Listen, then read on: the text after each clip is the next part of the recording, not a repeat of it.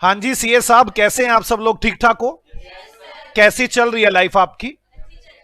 ये ढीले ढाले बच्चों, नेहा बड़े ढीला से बैठी है, क्या बात? अच्छा, नेहा कह रही है, कहती है अब बैठती हूँ, तैयार हो क्या? अब बताओ क्या कहना है। नेहा तैयार थोड़ी ना होना है।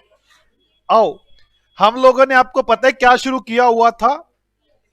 सर हमें सब पता है, आपने एक चैप्टर शुरू करवा रखा था और चैप्टर का नाम था वो कंसाइनमेंट। और आप कह रहे थे एक आदमी दूसरे को सामान भेजता है, वो कंसाइनर होता है, वो कंसाइनी होती है, ओनर कंसाइनर, सारे खर्चे उसके होते हैं। ऐसी कुछ बातें की थी आपने। आपने कहा था हमारा पर्पस प्रॉफिट कैलकुलेशन करना है, जिसके अंदर स्टॉक वैल्यूएशन करना आ गया था, हमें हमें नॉर्मल लॉस आ गया था, हमें एबनॉर्मल लॉस आ गया था, और goods in transit, goods in godown, पता नहीं क्या क्या बीमारियां आ गई थी। हमने घर पे रिवाइज किया। आज मैं आपके साथ कुछ आगे बातें करना चाहता हूं। क्या आप तैयार हैं? बोलो हम तैयार हैं।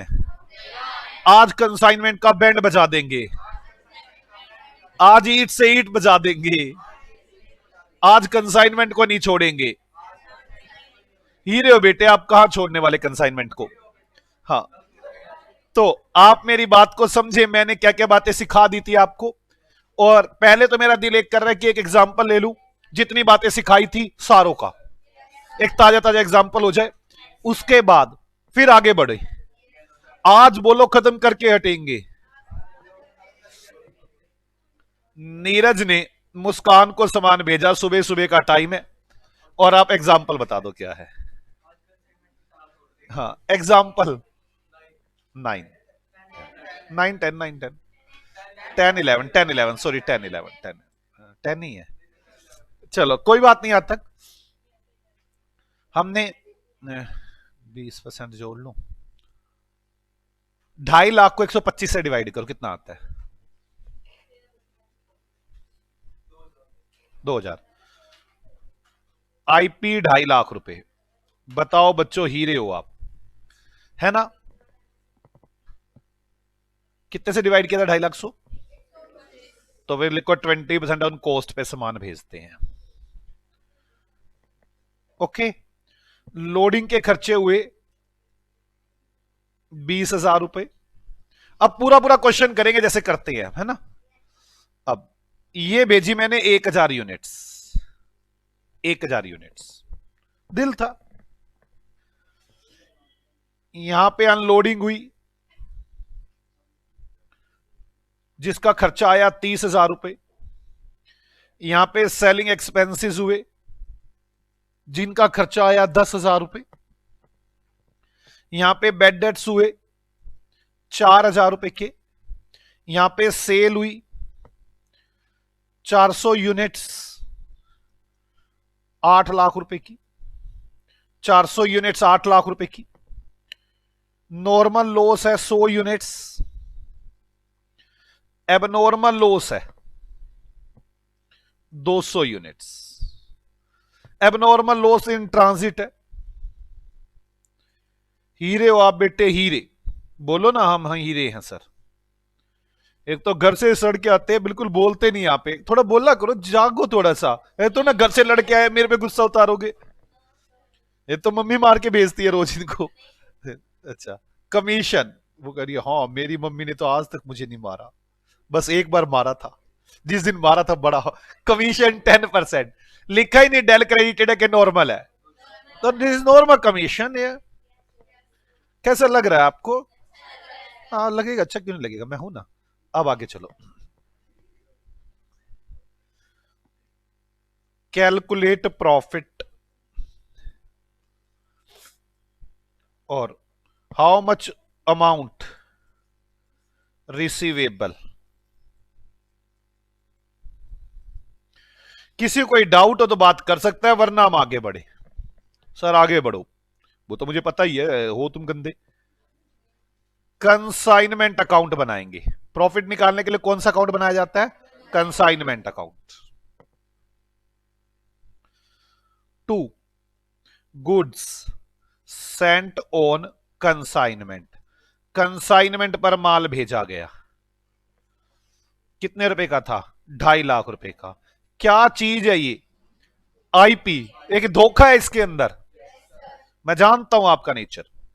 लोडिंग के खर्चे टू कैश लोडिंग के एक्सपेंसेस 20,000 रुपए के,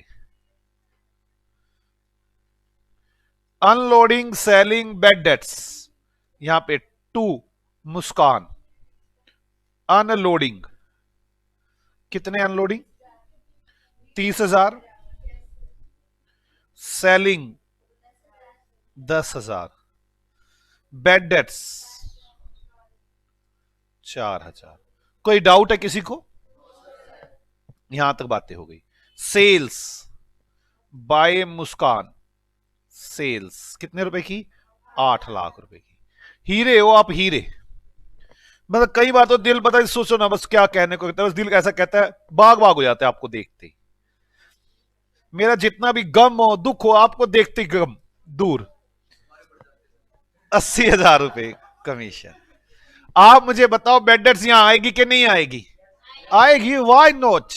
if there is a del credere commission then that is not transfer in the consignment account. Okay sir. अब मुझे कैलकुलेट करना होगा गुड्स एंड रिजर्व। क्यों? ये 2.5 लाख तू हमें धोखा देता है, तेरे में प्रॉफिट है। हाँ तो लिख लो goods sent on consignment reserve. 2.5 lakh को डिवाइड कितने से करूं? Why 25% on cost. हे क्वेश्चन, तेरी कोस्ट 100 है, तेरा प्रॉफिट 25 है, तेरी आईपी 125 है, ये आईपी है। ओके, हीरे हो आप। ये बताऊं मैं आपको मैडम ने कैसे याद करवाया था आपको? बेटे जब आफ्टर होता है तो 25/125 हो जाता है। याद है आपको? ये वही है, बस मैंने थोड़ी गेम घुमा ली। कितना आया? 50,000। फिर बच्चे दुखी रहते थे, कभी आ जाता है कभी नहीं आता ही। बाय गुड सेंट रिजर्व कितना आ गया? 50,000। क्या मुझे क्लोजिंग स्टॉक की वैल्यू निकालनी होगी? यस। क्या मुझे एबनॉर्मल लॉस की वैल्यू निकालनी होगी? यस। पहले एबनॉर्मल की निकालते हैं। Value of abnormal loss. Abnormal loss का क्या मंत्र बताया गया आपको? अगर एबनॉर्मल लॉस गोडाउन में है तो लाइक एज क्लोजिंग स्टॉक, और अगर रास्ते में है तो पंगा है। तो ये कहां पर है? रास्ते में है, रास्ते में है। चलो आईपी ले लू 2.5 लाख, लोडिंग ले लू 20,000। क्या अनलोडिंग लू? ना ना ना सर ना, बिल्कुल नहीं, आप गुस्से में आ रहे हो। 2.5 लाख प्लस 20,000 डिवाइड कितने से करूं? देखो 1,000 गई थी, 100 क्या है नॉर्मल, तो कितने से डिवाइड करूं? 900 से। हीरे दिल जीत रहे हो बिल्कुल। मल्टीप्लाई कितने से करूं? मल्टीप्लाई 200 एबनॉर्मल लॉस से। छा गए बेटे, बस मैं कुछ कह नहीं सकता। कितना? 60,000। मैं दिल मारता, दिल चीर के नहीं दिखा सकता बस आपको मैं, और कुछ नहीं बस। Abnormal loss reserve. अब अगर आप मुझे कहो ना सर जान दे दो, मैं जान दे दूं। Abnormal loss reserve, abnormal loss reserve. हमेशा छुट्टी की बात करते रहेंगे। जान मांगने को कहा, छुट्टी नहीं। 50,000 जान मांगते तो देना आसान था। 50,000 पूरा रिजर्व है। ये कितने पर है? 900 पर। तो 200 पर कितना? 11,111। लेस कर दो इसमें से। क्या बच्चे छुट्टी मांग रहे? मांगते जान मांगते। कितना?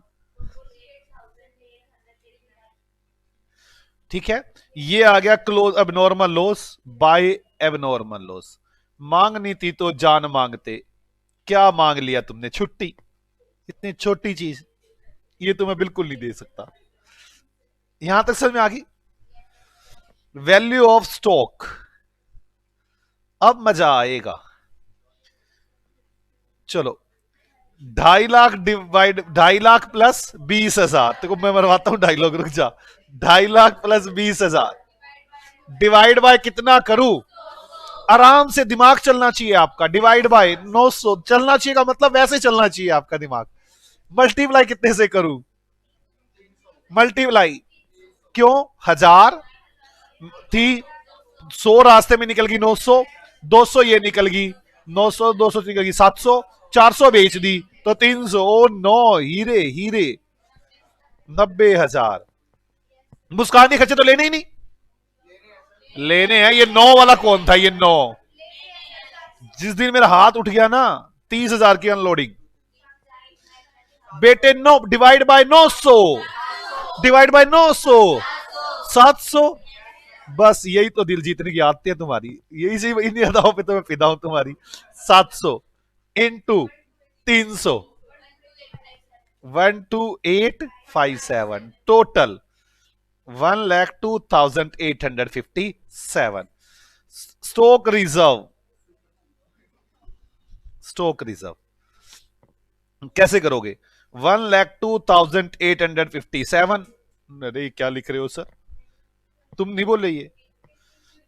50,000 मल्टीप्लाई बाय 300 डिवाइड बाय 900। बोलो जल्दी। 16,667। ठीक है, आ जाओ बच्चों। बाय स्टॉक ऑन कंसाइनमेंट कितने रुपए है? 102,857 टू क्लोजिंग स्टॉक रिजर्व 16,687। अब निकालो प्रॉफिट। प्रॉफिट आ गए बेटे, प्रॉफिट।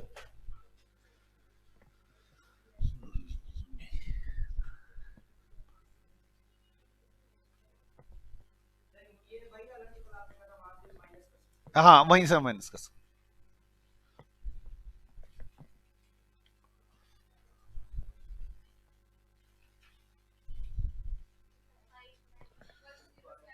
वन 1079 दुष्ट कहीं के 10।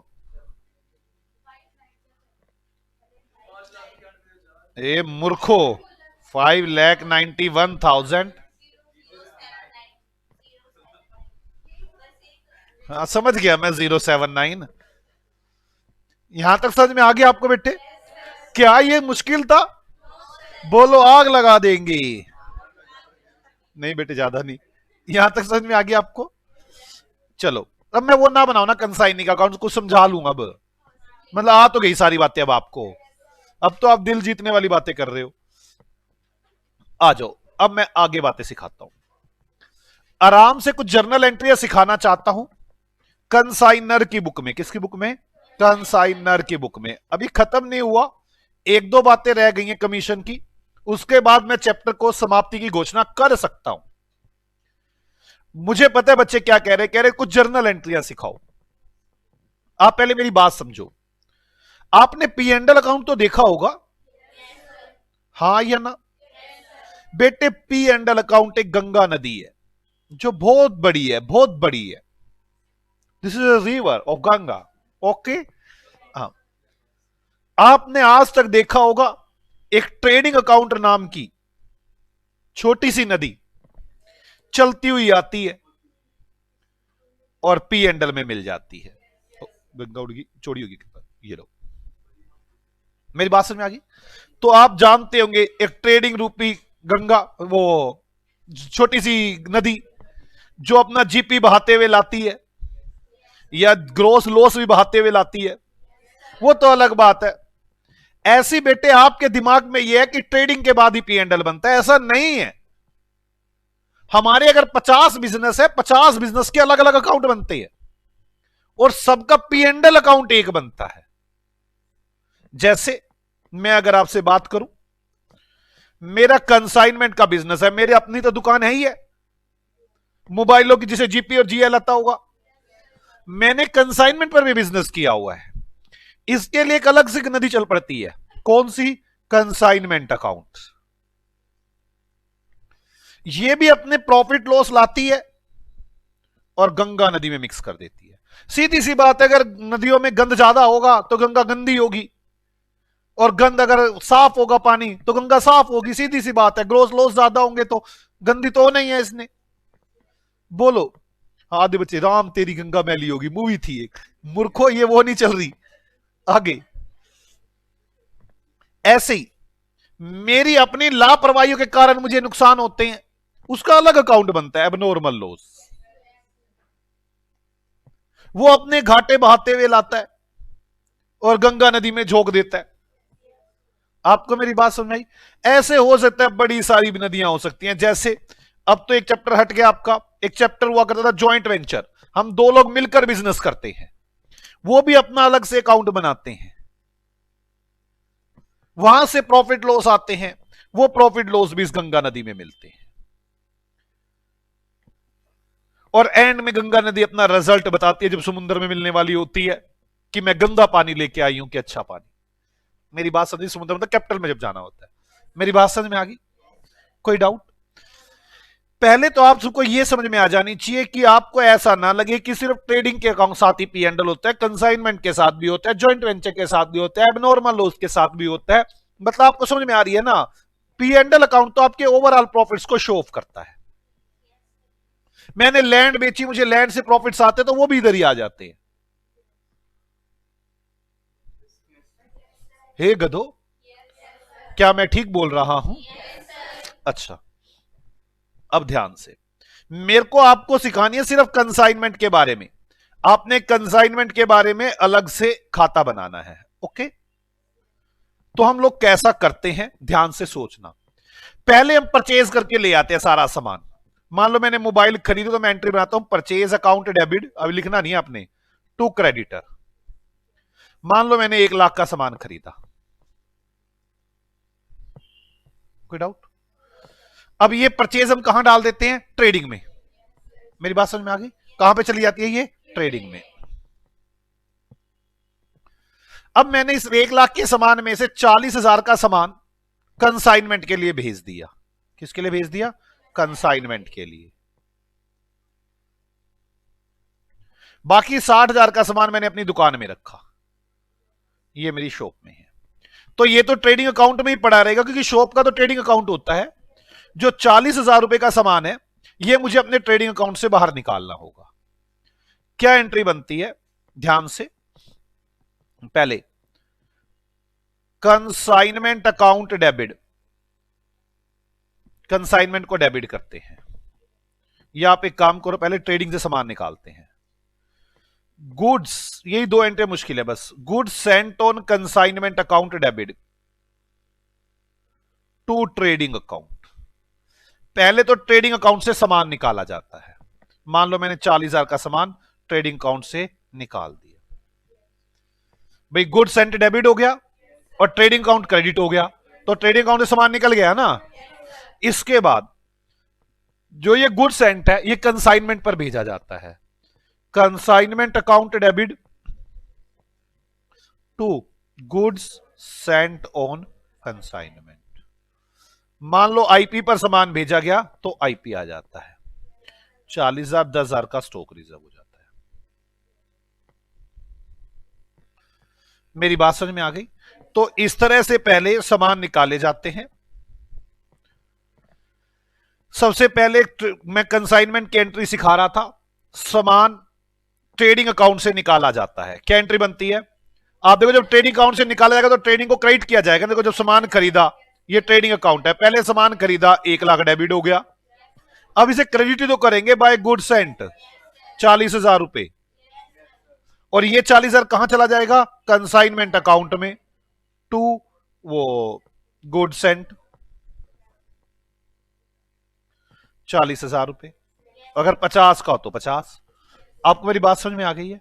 तो पहले ट्रेडिंग अकाउंट से सामान निकाला जाता है और फिर कंसाइनमेंट अकाउंट में सामान पहुंचाया जाता है। किसी से पहले मेरी बात समझ में आ गई? अब ध्यान से मेरे साथ समझने की कोशिश करेंगे। कंसाइनर गुड सेंट की क्या एंट्रियां बनाता है और कंसाइनी, बाद में नोट करना भी कुछ नहीं, क्या एंट्रियां बनाता है।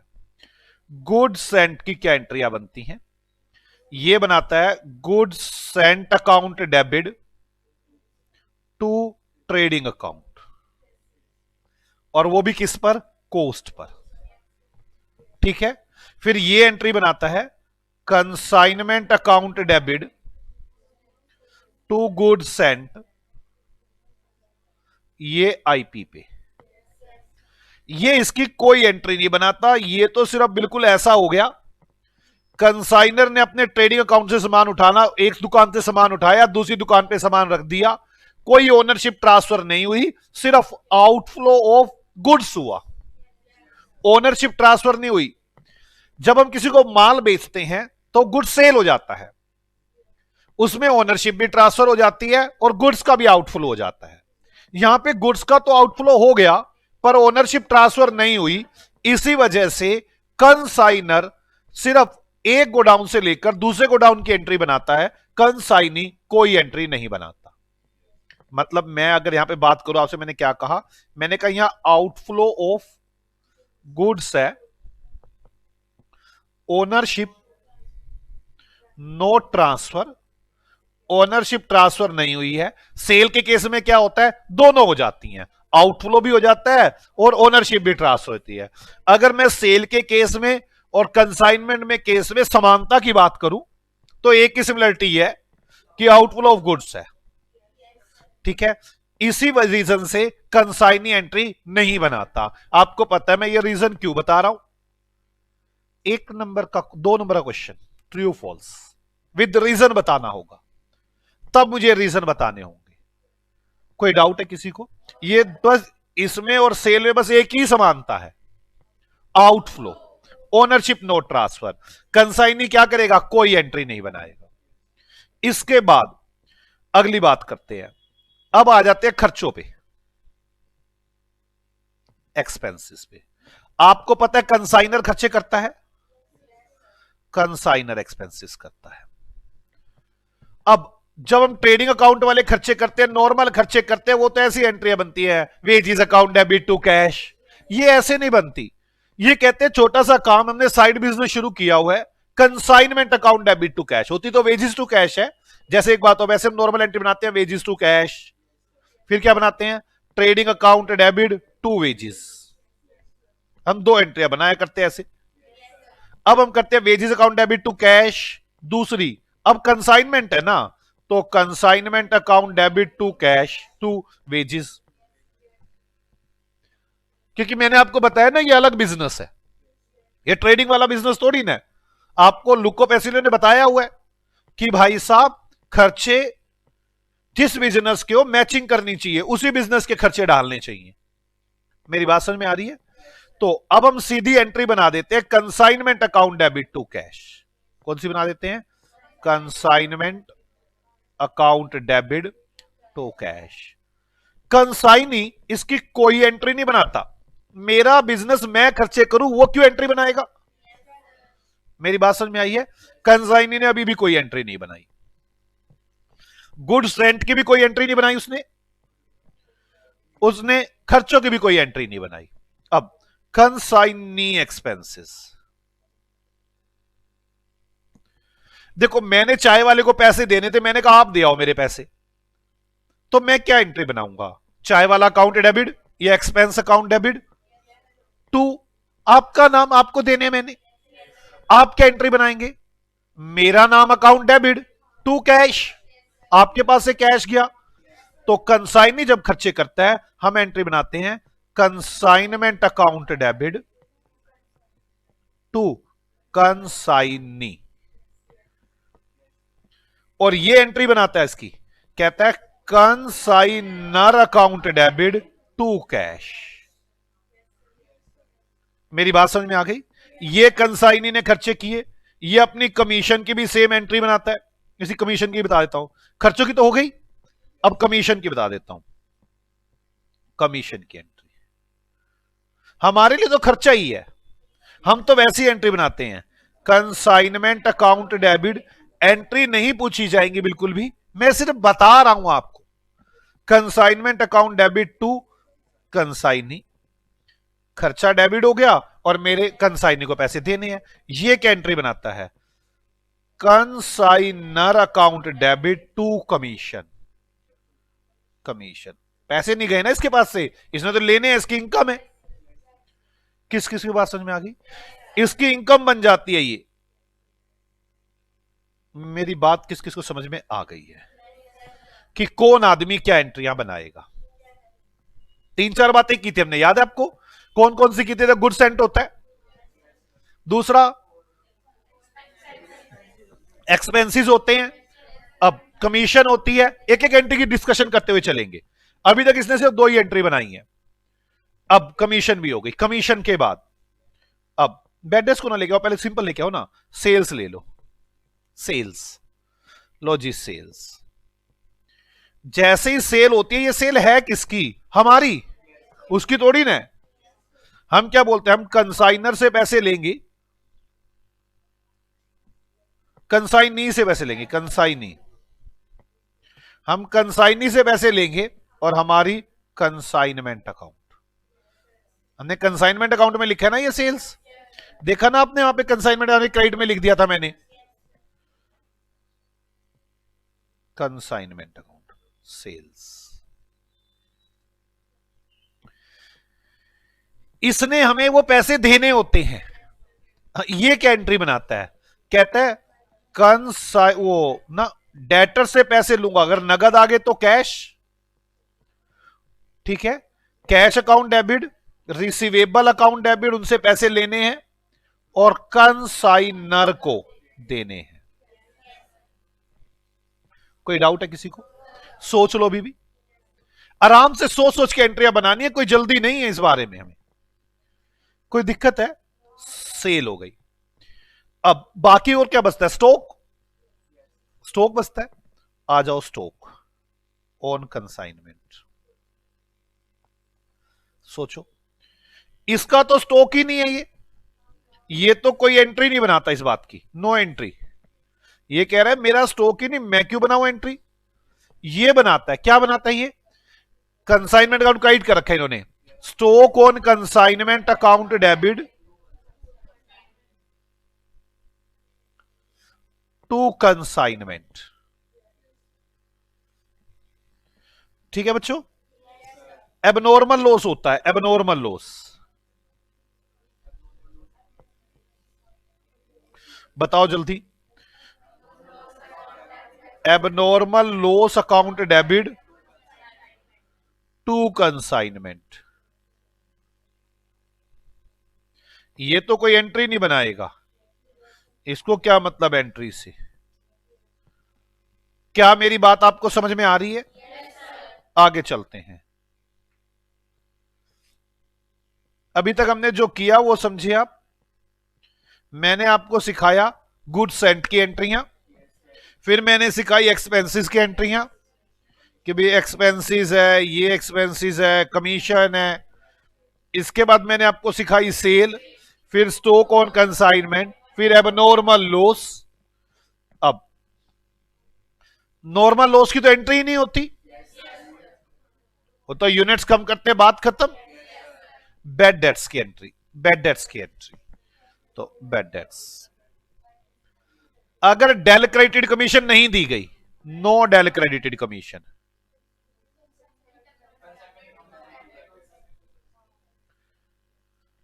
तो ये क्या बोलता है? ये कह रहा है मेरा घाटा हो गया, अब कंसाइनी पैसे नहीं देगा। बैड डेट्स अकाउंट डेबिट या consignment account debit to consignee, consignee मेरे पैसे नहीं देगा। नहीं, कंसाइनर बना रहा है ना ये एंट्री। कंसाइनर कह रहा है कंसाइनी से पैसे लेने, तो कंसाइनी मेरी एसेट से डेबिट था, वो तो क्रेडिट हो गया। बैड डेट्स मेरा लॉस है, डेबिट हो गया। Consignment account debit to consignee. Consignor बोलेगा ये, हाँ पूछो, कोई बात नहीं, कोई डाउट है तो पूछ सकते हैं। हाँ, कंसाइनमेंट में टू बैड डेट्स, ऐसे भी लिखते हैं, टू कंसाइनी भी लिख सकते हैं वहां पे। आप ये देखो मैंने कैसे किया था, दिखाता हूं मैं आपको। मैंने बैड डेट्स वाला भी करके दिखाया था आपको। ये लो, ये इससे पीछे था। ऊपर क्या लिखा हुआ था? टू कंसाइनी, अंदर लिखा था बैड डेट्स। समझ में आ गई आपको? और ये क्या एंट्री बनाता है? ये कहता है मैं पैसे दूंगा ही नहीं, डेटर्स मुझे नहीं पैसे दे रहे, तो मैं कहां से दूं लेके। ये क्या कहता है? ये कहता है कंसाइनर अकाउंट डेबिट। कंसाइनर अब तुम खत्म हो गए, मेरी लायबिलिटी खत्म, टू ट्रेड रिसीवेबल। ना मैंने ट्रेड रिसीवेबल से पैसे लेने, ना मुझे वो पैसे देंगे ना मुझे वो पैसे देंगे। किस किस को मेरी बात समझ में आ रही है? चलूं आगे? कौन सी? कंसाइनर वाली। एक बात तो जब सेल की थी, जब सेल की थी इसने क्या एंट्री बनाई थी कि मैं रिसीवेबल से पैसे दूंगा, कंसाइनर को दूंगा। अब रिसीवेबल दे नहीं रहे तो उल्टी कर दो इसको, कंसाइनर डेबिट हो गया, ट्रेड रिसीवेबल क्रेडिट हो गया। किसको? नहीं, बाद में से पैसों का हिसाब तो देना है ना उसको। भाई मैंने इतनी सेल की थी, ये पैसे बनते हैं आपके, इसमें से लोग इतने पैसे नहीं दे रहे, इसमें से मैंने इतने खर्चे कर रखे हैं, ये सिर्फ वही एंट्रियां कर रहा है अपने वाली। बात समझ में आ गई? और if del credited commission given, commission, तो ये तो कोई एंट्री नहीं बनाएगा कि मेरे को क्या मतलब तेरे बैड डेट से, ये एंट्री बनाएगा, कहेगा bad debts account debit to trade receivable. Trade receivable तो पैसे दे नहीं रहे, हाँ या ना? वो तो बैड डेट्स हो गए। कंसाइनर तो कम नहीं करेगा ना अपने पैसे, ये कंसाइनर को डेबिट ही नहीं कर पाएंगे, घाटा इनका हो गया, बैड डेट्स अकाउंट डेबिट। ऐसे केस में इनकी इनकम पता कितनी हो जाएगी? Commission minus bad debts. किस किस को मेरी बात समझ में आ गई? लो जी, बैड डेट्स की बातें भी हो गई। इसके अलावा आपको छोटी मोटी एंट्रियां मिल सकती हैं, स्मॉल एंट्रीज। क्या? कंसाइनी ने 5 लाख रुपए का चेक भेजा, cheque receive from consignor, received from consignee. क्या बनेगी एंट्री? कंसाइनी अकाउंट नहीं, bank account debit to consignee, और ये क्या बनाएगा? Consignor account debit to bank. कहेगा उसने उसको बीपीबीआर दे दिया, बीआर दे दिया, बीआर रिसीव्ड फ्रॉम कंसाइनी। जल्दी बताओ, BR account debit to consignee, और ये consignor account debit to BP. किस किस को मेरी बात समझ में आ गई है? मुझे पता है आपका दिल क्या कह रहा है, हम ये सारी एंट्रियां लिखना चाहते हैं। खोलो कॉपी और लिख लो मुझे क्या कह रहे हो, फिर लिखो थ्योरी में जर्नल एंट्रीज। जल्दी जल्दी लिखें। पहले लिखें गुड्स सेंट की,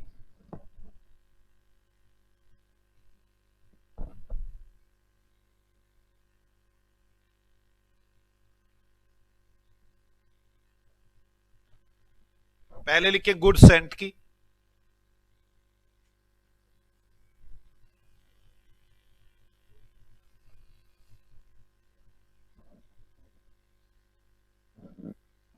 गुड्स सेंट ऑन कंसाइनमेंट लिखना, खाली गुड्स सेंट मत लिखना। जल्दी जल्दी नोट करो थोड़ी सी।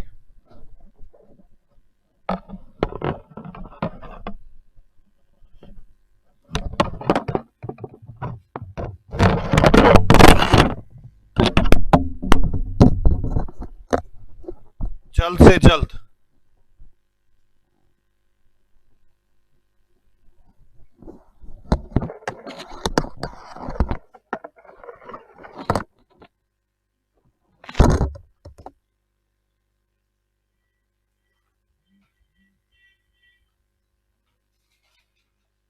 लिख लिया आपने लोगों ने?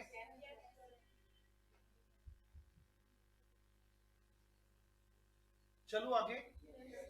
सेल की एंट्री के बाद आप लिखें ये एक्सपेंसेस की एंट्रीज।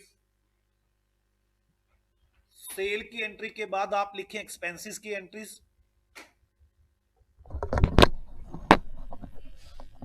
अरे सेल की नहीं, गुड सेंट की एंट्री के बाद, सॉरी मजाक कर रहा था मैं। गुड सेंट की एंट्री के बाद आप लिखें एक्सपेंसेस की एंट्री।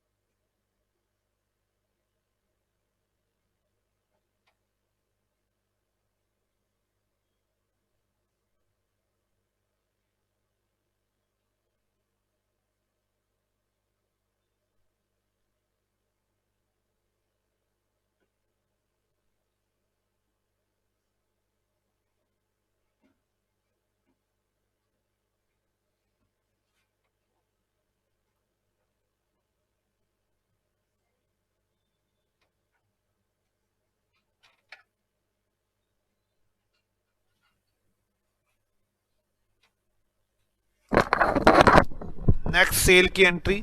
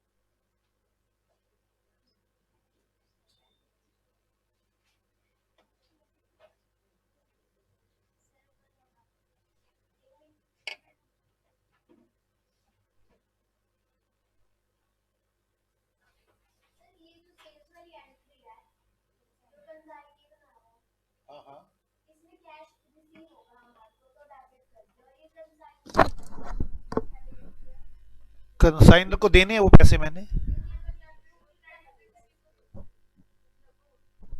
मैं इतनी आपके जा नहीं सकता, आपकी बेसिक नॉलेज की कमी को मैं कहां सुधारूंगा।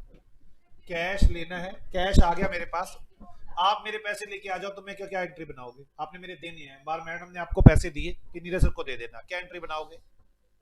कैश अकाउंट डेबिट टू मेरा नाम, अपने घर ले जाओगे क्या?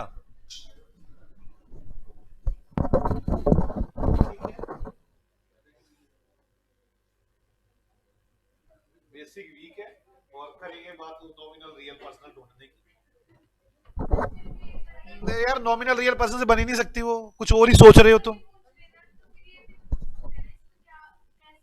आप मुझे बताओ ना, आप मुझे बताओ, मैंने आपसे जो बात पूछी आपको ऐसे समझ में आएगा, ऐसे समझ में ही नहीं आएगा। आपको ये मैडम बैठी है, आपको आपने इसने आपको पैसे दिए 100 रुपए और कह रही है नीरज सर को दे देना, आप क्या एंट्री बनाओगे?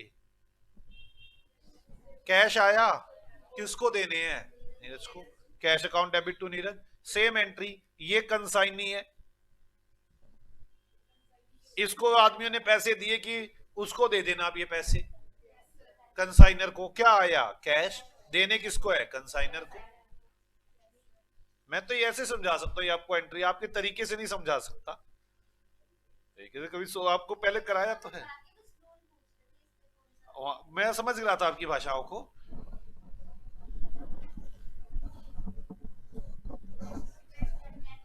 भूल गए क्या आप अपनी वो डेट अकाउंट डेबिट से? अब भावनाएं जगाने का क्या फायदा? ये ये भावनाएं तो आपको जगानी थी जब आप 11th क्लास में थे।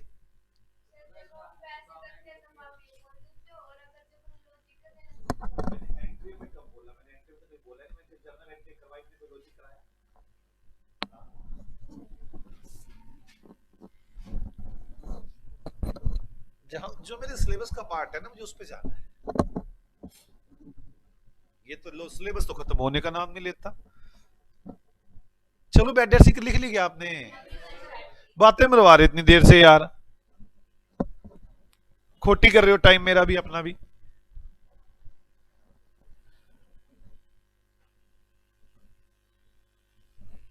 तान्या को दो कैसे गुस्से में बैठी है कि हाँ बताया है नहीं, नहीं बता रहा, नहीं बता रहा।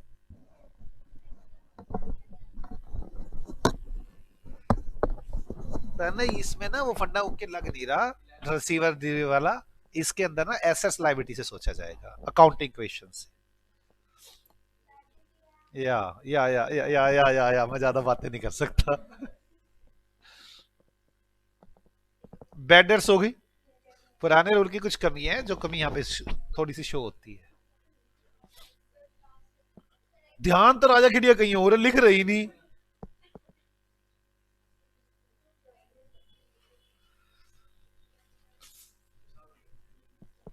दोनों ऐसे नहीं, एक दूसरे को परेशान करके दोनों परेशान। ये तो शुक्र है पड़ोसी को परेशान नहीं किया, तो पड़ोसी को भी छेड़ रहे थे। देखिए, बताइए बताइए, तभी मैं कह रहा हूं बचा पड़ा हूं। चलो बच्चों आगे यार। अब तुम अगला लिखो, cheque receive from consignee and B R receive.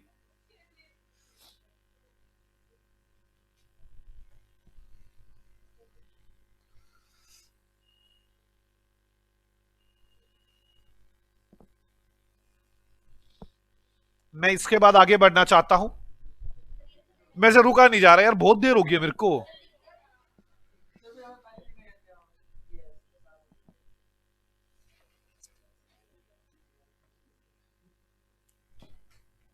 हे दुष्ट देवताओं जल्दी करो। जितना मैं जोश में आया था ना, सारा जोश ठंडा कर दिया तुमने मेरा। 4 एंटे गलती कर दी, साथ साथ ही लिखवानी चाहिए। बैठे बैठे दुखी हो गया हूं मैं आगे बढ़ रहा हूं, मैं नहीं। हद है यार, जानबूझ के ना मजे ले रहे हैं बैठे बैठे। मैं नहीं कर रहा अब। लिखो types of commission. Types of commission theory. क्या कह रहे हैं? Normally commission are 3 types. 3 types.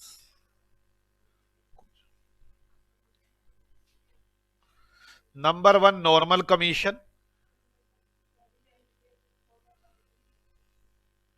Number 2 del credited commission,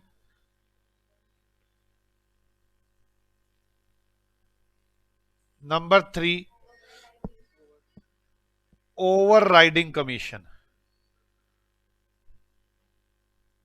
over riding commission. Normal commission, del credited commission and over riding commission. तो नॉर्मल कमीशन तो नॉर्मल ही होती है, जो हमेशा मिलती है, लेकिन normal commission,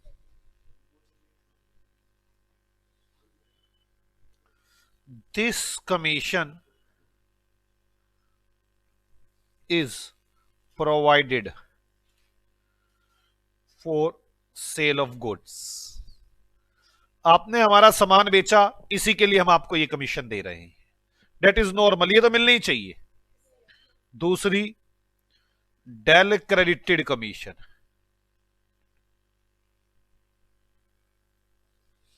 del credited commission लिखें, this commission is provided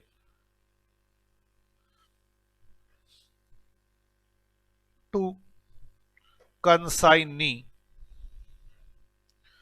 from protection from bad debts. From bad debts provided to consignee from protection, नहीं गलत करवा दिया कुछ, for protection आएगा, for protection from bad debts।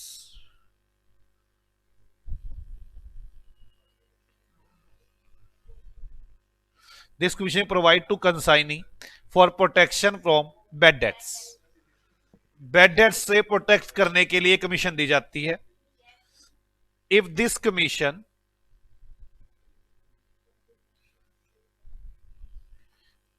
is provide, then all bad debts losses bear by consignee। कैसा लग रहा है आपको? अब सिखानी है आपको ओवर राइडिंग कमीशन। पहले मैं इस कमीशन के बारे में आपसे डिस्कशन करूंगा, फिर मैं आगे बढ़ूंगा। ये एक मेन कमीशन रहती है, इसके बाद मैं क्वेश्चनों पे आ जाऊंगा, जो थोड़ी बहुत कमी होगी क्वेश्चनों में ठीक करूंगा। अब बेसिक लेटर है, चल कोई नहीं। Then all bad debts losses bear by consigning. आज मैं शुरू करूं ओवर राइडिंग कमीशन। हे देवताओं, पहले मैं आपको समझाने की कोशिश करूंगा, मैं फिर बात करूंगा। आप तो जानते ही हैं, एक था नीरज एक थी मुस्कान। ये मुस्कान, तुझे क्या हुआ? कह रही मैं बीमार हूं। मैं कहा ओके। ओह,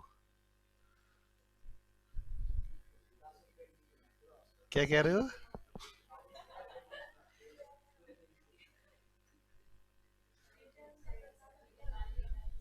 सीधे मुंह तो बात ही नहीं करती। आज काले बाल करते बेचारी के।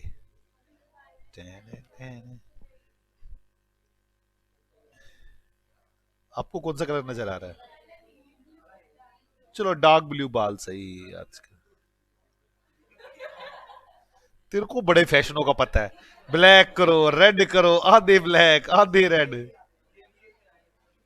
अच्छा, चलो अब ध्यान से सुनना। चलो कोई नहीं, टोपी पहन के उसको देखो, कह रहे ऐसे लग रहा है टोपी पहन के अच्छे बाल नहीं है, मैं क्या करूं इसमें। और आप इसको भी जानते ही हो।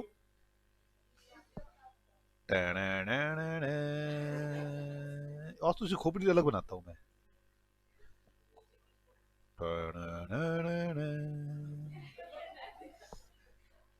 जानते हो ना इसको?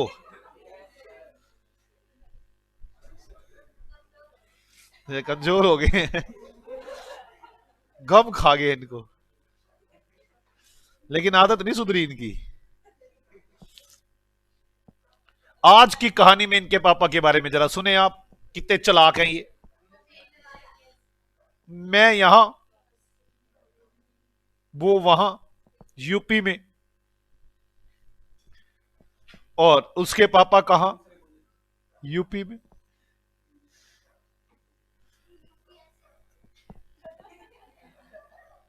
अब ध्यान से सुनना मेरी बात को। मैंने ना इनको ये कहा हुआ है कि तुम ना देखो, मेरे को पता है अपनी कोस्ट 100 रुपए की है मेरी, और आईपी मेरा 110 रुपए का है, मुझे पता है। इसको खैर कोस्ट तो बताऊंगा नहीं मैं, खैर एक तो बात, ये तो बात है ही है ना। मैं इसको तो आईपी बता रहा हूं। मैंने कहा मुस्कान मेरी बात सुन ले, अगर तू आईपी पे सामान बेचेगी, आईपी पे, तो तुम्हें दूंगा 10% कमीशन। जो तो जितने का भी सामान बेचेगी, छोड़ आईपी छोड़, तो जितने का भी सामान बेचेगी 10% कमीशन। मतलब 110 का बेचेगी तो 11 रुपए, 120 का बेचेगी तो 12 रुपए, 130 का बेचेगी तो 13 रुपए। जैसा कस्टमर आए अपना दे दिया करो सामान, कोई दिक्कत नहीं है, ऐसा कोई फिक्स रेट नहीं है हमारा। कहती कोई दिक्कत नहीं है। मैं इनके यहां पे जब भी सामान चेक करूं ना, सारा सामान मिनिमम रेट बता रखा है मैंने इनको, 110, 110 में बिकता है, 110 में बिकता है, 110 में बिकता है। मैंने इसे पूछा, मैं कि तुम्हारे यहां पे कोई ऐसा आदमी नहीं आता कि कभी 120 में सामान खरीदता हो? कहती ना, आती नहीं है। मैंने कमाल है यार, ऐसा तो कभी नहीं होता यार, दुकान पे कोई ऐसा कस्टमर ही ना आए। 2 साल हो गए, मैं देखता हूं 110 रुपए से चुन्नी का सामान फालतू नहीं बिका। मेरे को बड़ा गुस्सा आ रहा है, मुझे ऐसा लग रहा है कि कहीं ना कहीं घोटाला है कर रहे हैं ये। मेरी बात समझ में आ रही है?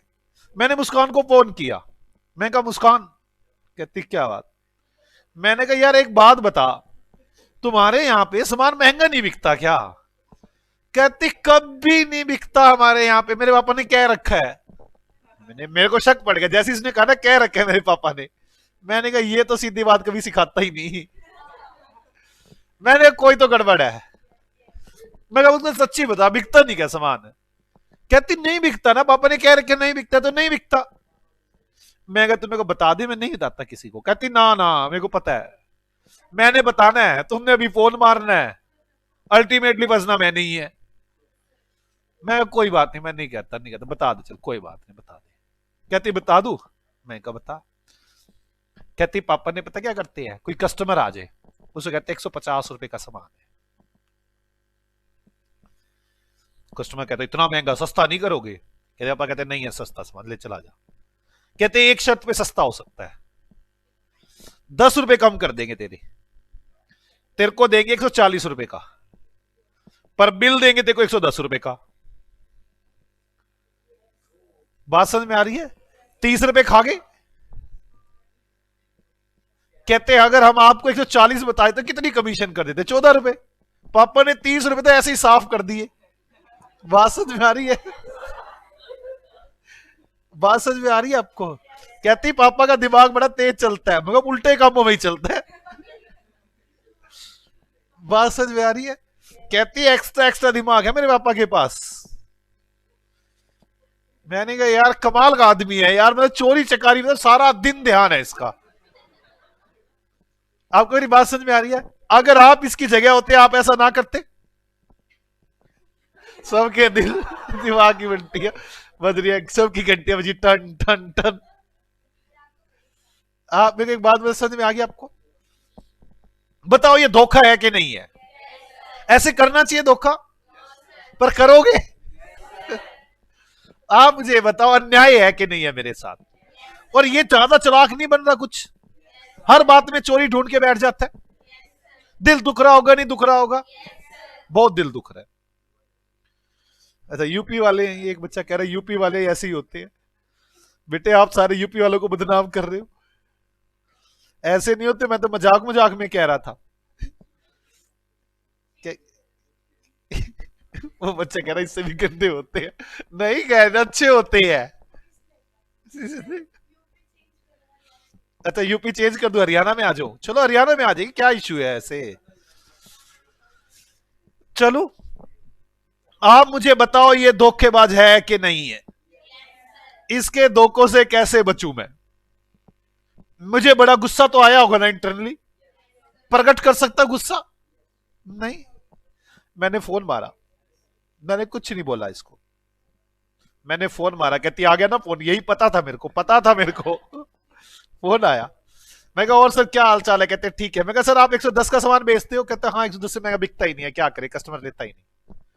नहीं कोई बात नहीं, पता है मुझे सारा, कोई नहीं टेंशन ना लो। मैं कहा आपको मैंने कहा मेरे 10% ऑफ सेल कमीशन दूंगा। कहता हाँ। मैं कहा मैं आज आपको एक और ऑफर देता हूं। कहते क्या ऑफर है? मैं कहा मेरी बात समझो, आप अगर 110 से फालतू में बेच दो ना, जितना एक्स्ट्रा होगा उसका 60% तुम्हारा। क्यों चोरियां कर रहे हो? 40% तो दे दो कम से कम, इतनी भी क्या बुक भरी है? चोरी करने की भी क्या जरूरत है? मुझे नहीं लगता अब चोरी करेगा। अगर अब भी चोरी करेगा तो फिर तो मैं एजेंसी छीन लूंगा अपनी। यार मैंने बोल दिया कि भाई साहब बेचो महंगा, आप मान लो 120 का बेचो, 12 रुपए कमीशन तो एक होगी आपकी। जो 110 का बेचना था 10 का फालतू बेचा, 60%, 6 रुपए कमीशन और होगी, 18 रुपए कमीशन होगी। अभी जान लेगा क्या? और मैंने तो एक्स्ट्रा में कुछ भी नहीं लिया, 4 रुपए लिए एक्स्ट्रा में, और चोरी का नाम खत्म कर दिया। अब आदत ही चोरी की हो, फिर तो हम सुधार सकते ही नहीं। जैसे मेरा एक दोस्त है, मैं उसकी ना फैक्ट्री है, उसकी फैक्ट्री में ना जो वो है बाहर गेट पे आदमी बैठा है, वो गेट पे आदमी जो बैठा है वो ना चोरी करता है रात को। चोरी क्या करता है? वो जो डीजल होता है ना, वो ना बाहर जनरेटर पड़ा है, जनरेटर में डीजल होता है, रोज शाम को उसमें से डीजल निकाल लेता है और लगभग 400 से 500 400 रुपए का डीजल निकाल देता होगा रोज उसमें से। अब 400 का डीजल निकाल देता है तो महीने के 12,000 हो गए, ठीक है। और मेरा दोस्त ना उसको 8,000 तनख्वाह देता है सिर्फ, तो बड़ा खुश है वो कि 12,000 तो मेरे ऊपर से ही बन जाते हैं और 8,000 में तो मेरी तनख्वाह ही है खाली। बात समझ में आ गई आपको? एक दिन मैंने उससे बात की, मैंने कहा तेरे को पता नहीं है वो चोरी करता है यार, भगा दे उसको और रख ले कोई। कहता तेरे को क्या पता है यार बिजनेस कैसे चलते हैं? मैं कहा फिर भी कोई बात तो हो। कहता मुझे चाय वाला ना 6 बार आके कह गया रात को ही चोरी करता है। कहता मैंने कुछ नहीं कहा, फर्क नहीं पड़ता। मैं कहा रीजन? कहता इतना बढ़िया वफादार चौकीदार ना, बस तेल तो चोरी करता है ना, 20,000 से कम का नहीं मिलता, 20,000 से कम का नहीं मिलता। इसकी आदत है चोरी की, मैं इसकी 20,000 तनख्वाह कर दूं तभी चोरी करेगा ही करेगा। मैंने इसकी तनख्वाह 8 कर रखी है, मैंने कहा 12,000 तू चोरी कर। मतलब उसकी आदत है चोरी की, ये सुधारी नहीं जा सकती। कहता क्या भरोसा अगला आएगा चोरी नहीं करेगा? चोरी तो अगला भी करेगा, और इससे बढ़िया आदमी मिल नहीं सकता। और ये बड़ा खुश है कि मैं चोरी करता हूं। कहते इसको खुश रहने दे, इसी खुशी में ही मेरी खुशी है। मैंने कहा बात ठीक कर रहा है तू, आपको मेरी बात समझ आ गई है। कहता है ये जिंदगी में नौकरी नहीं छोड़ सकता, मैं कितनी भी तनख्वाह बढ़ाऊं ना बढ़ाऊं इसको फर्क नहीं पड़ा, छोड़ेगा ही नहीं। क्योंकि इसको पता क्या लगता है, मेरे 400 रुपए रोज चोरी के आते हैं। कहता है खुश है इस बात से। तो कहता मैं भी खुश हूं, 20,000 देने थे ऐसे नहीं तो वैसे, भाई इतना सा फर्क पड़ता है, पेट्रोल लाता है वो डीजल आता है इकट्ठा लाता है, ये डरता भी रहता है मेरे से कि मैंने चोरी की मैंने चोरी की, और काम भी करता है और काम बड़ा अच्छा करता है, और नौकरी भी छोड़ के कभी नहीं जाएगा, क्योंकि दूसरी जगह जाएगा इसको चोरी को मिलेगा नहीं। इसको दूसरे वाला अगर 20,000 तनख्वाह भी देगा ना, कहता है तब भी नहीं जाएगा, क्योंकि इसको आइडिया नहीं है कि रोज मैं 400 की चोरी करता हूं। इसको लगता है किसी दिन 1000 की हो जाती है, किसी दिन 100 की होती है, किसी दिन होती ही नहीं। कहता है मेरे 400 की आती है। आपको मेरी बात समझ में आ रही है? कहता है ये छोड़ के जाएगा नहीं जिंदगी में। मैं कहा दिमाग तो बहुत तेज चला रहा है। कहता है ऐसे ही इसका बाप अब छोड़ेगा मुझे ना, क्यों? अगर आदत ही चोरी की फिर तो मैं कुछ कर नहीं सकता। मैंने तो न्याय संगत इसको 60% बचता नहीं होगा चोरी से, मैंने तो कह दिया जितना एक्स्ट्रा आएगा 60% तेरा। अब तो ये तभी चोरी करेगा अगर इसका दिमाग खराब होगा, जैसे मैंने अभी बताया उस आदमी का दिमाग ही खराब है, मुझे 20,000 तक पहुंचना है, वो नॉर्मल नौकरी कर ले 20 मिल जाएंगे, चोरी की जरूरत क्या है? ऐसे ही मैंने इसके बाप को एक ऑप्शन दी हुई है, चोरी मत कर, एक्स्ट्रा का बेच मुझे बता, 60% ले 40 मुझे दे, थोड़ा मेरी जेब में आएगा थोड़ा तेरी जेब में आएगा, चोरी की जरूरत खत्म। कैसा लगा आपको? अच्छा लगा? मेरा ऑफर कैसा लगा? ऑफर अच्छा लगा ना? तो आप मेरी बात समझे, इस कमीशन को बोलते हैं ओवरराइडिंग कमीशन। जो प्राइस बताया गया है उस प्राइस से अगर एक्स्ट्रा पर सेल कर दिया जाए तो जो एक्स्ट्रा अमाउंट होती है उसका कुछ परसेंट कमीशन दी जाती है, जिसे ओवरराइडिंग कमीशन कहते हैं। नॉर्मली ये कमीशन बहुत हाई होती है, तो जायज बात है हाई करनी पड़ेगी, क्यों उसको चोरी की आदतें डाल रहे हो? कैसा लगा? मुझे पता है आपका दिल क्या कह रहा है। इस पे एग्जाम्पल हो फिर लिखवाओ। यार तो तुमने बड़ा दुखी कर रखा है यार। एग्जाम्पल नंबर 11, चलो एग्जाम्पल नंबर 11, हमारी कॉस्ट है 1,00,000 रुपए की, चलो ठीक है। आईपी है 1.5 लाख रुपए का, सेल प्राइस है 2,00,000 2.5 लाख रुपए। चलो मैं कमीशन बता रहा हूं आपको, कमीशन ऐसे मैं कई केस बनाऊंगा। First case 10% normal commission, 5% del credited commission,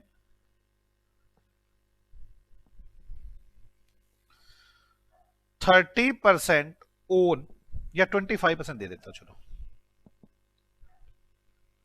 own, surplus realised, जितना भी सरप्लस आएगा ओवर आईपी। ओवर आईपी एक क्वेश्चन ये बना दिया, ऐसे दूसरा बनाऊंगा, ऐसे तीसरा बनाऊंगा, बस 3 क्वेश्चन बनाऊंगा, ठीक है। आप मुझे बताएं जल्दी कितनी कमीशन आएगी?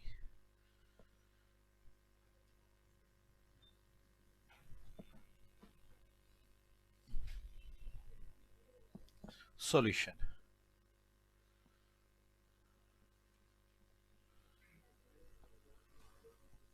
सॉल्यूशन मुझे पहले बताओ नॉर्मल कितनी है? नॉर्मल किस पे दी जाती है? सेल पर। 25 लाख का 10%, 2.5 लाख का 10%, 25। डेल क्रेडिटेड कमीशन 2.5 लाख का 5%, 12,500। Third over riding commission 2.5 lakh का माइनस, मैंने क्या कहा है, रिलाइज ओवर आईपी। आईपी कितना है? 1.5 लाख, 1 लाख का 25%। किसी से मुश्किल लग रहा है? पक्का ना? कितना आ गया? 25,000 टोटल। 50, 60 और 2 62,000। किसी को डाउट है? पक्का? अब 10% normal commission, 5% del credited commission,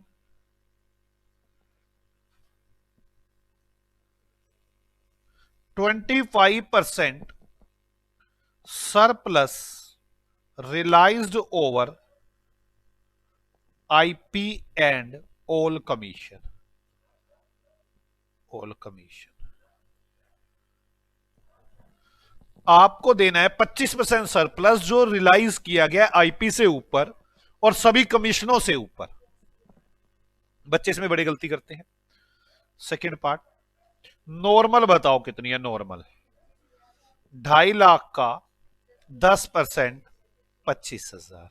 कोई डाउट है किसी को? अब डेल क्रेडिटेड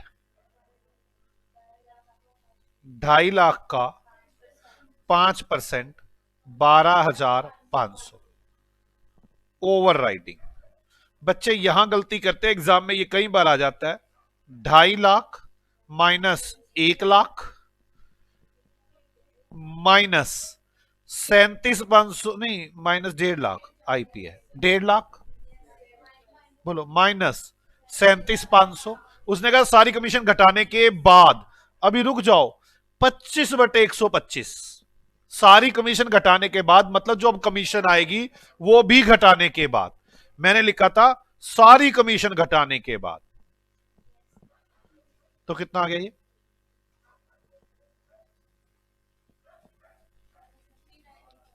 कितना? 12,500 टोटल। टोटल 50,000। कोई डाउट है किसी को? सोच लो अभी भी। थर्ड बनाता हूं, 10% normal commission, 5% del credited commission,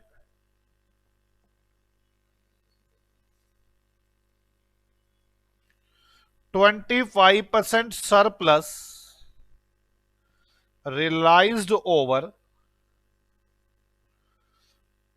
cost and all commission. Question को ध्यान से पढ़ना है, लिखी क्या लाइन हुई है? कॉस्ट और सारी कमीशन घटाने के बाद।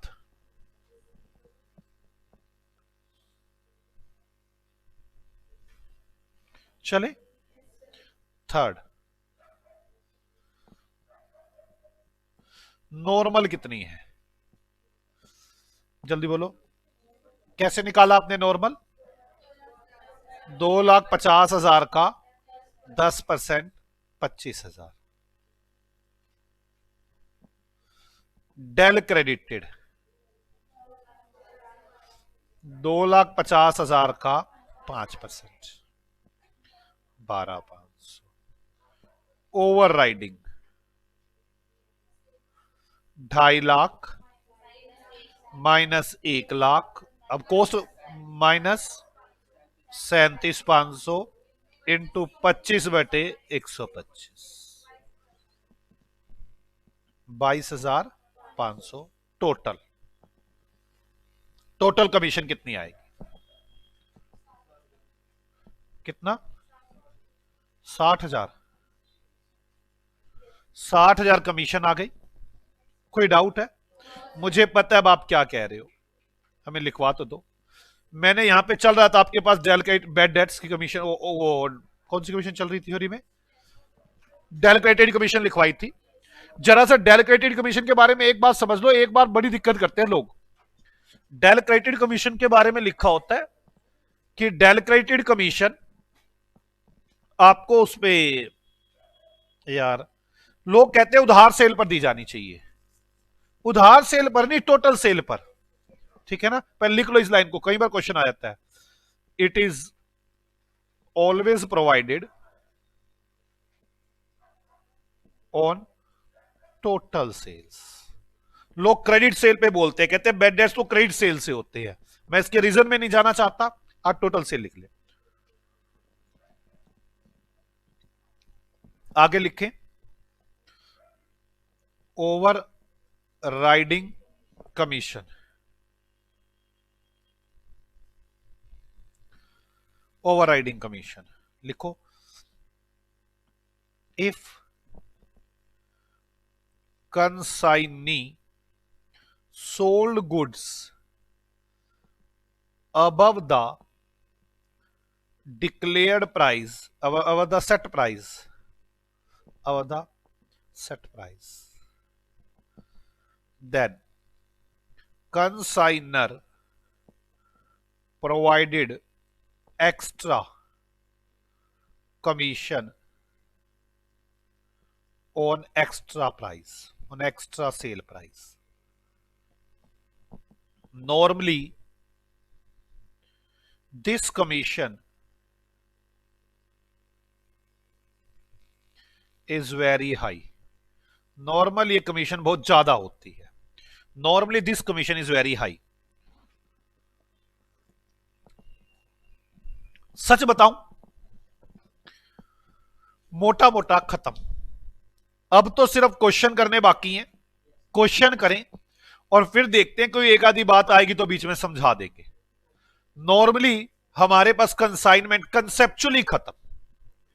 कैसा लग रहा है आपको? अच्छा लग रहा है ना? आसान है, कोई दिक्कत नहीं।